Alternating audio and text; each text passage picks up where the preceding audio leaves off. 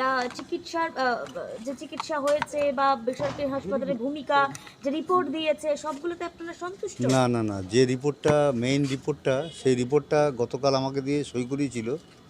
সেই রিপোর্টে যা লেখা ছিল, আজকে যে রিপোর্টটা আমাদের হাতে তুলে দিচ্ছে সেই রিপোর্টটা অন্যরকম, যেমন অন্য কিছু লেখা আছে সেটার মধ্যে। যেমন বলছে যে একটা র্যালি থেকেই দুর্ঘটনা ঘটেছে, কিন্তু পুলিশ যে মেরে এটা ঘটনাটা ঘটিয়েছে সেটা সেখানে উল্লেখ নেই।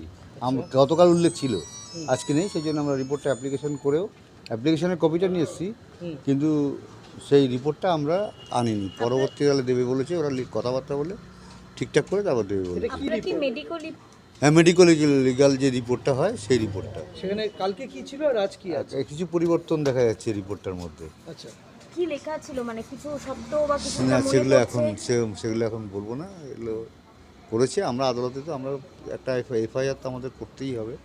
কেউ তো করেনি, পুলিশ তো স্বতঃস্ফূর্তভাবে বলেছে যে তদন্ত করবে, কিন্তু কোনো ধরনের এফআইআর এখনো পর্যন্ত হয়নি।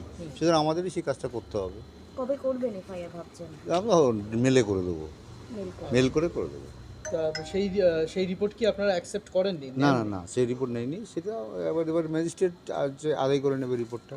আচ্ছা, মানে আমরা হাসপাতাল আমরা আমাদের লয়ার বলেছেন যে এটা আমরা আগামীকাল, আমাদের হাইকোর্টে ডেট আছে, আমরা ওখানে মেনশন করব। ঠিক আছে, ঠিক আছে।